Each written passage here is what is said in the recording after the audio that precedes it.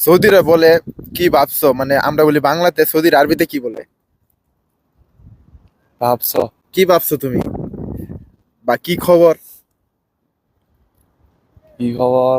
আচ্ছা, কি ভাবছো মানে এশফাক্কার। এই ভাই এশফাক্কার ইনতা। হ্যাঁ। আচ্ছা, যাই হোক, আমার মেন প্রশ্ন যেটা এটাই চাই। তো আমরা যে আঙ্গুলের ছাপ দেই, হ্যাঁ।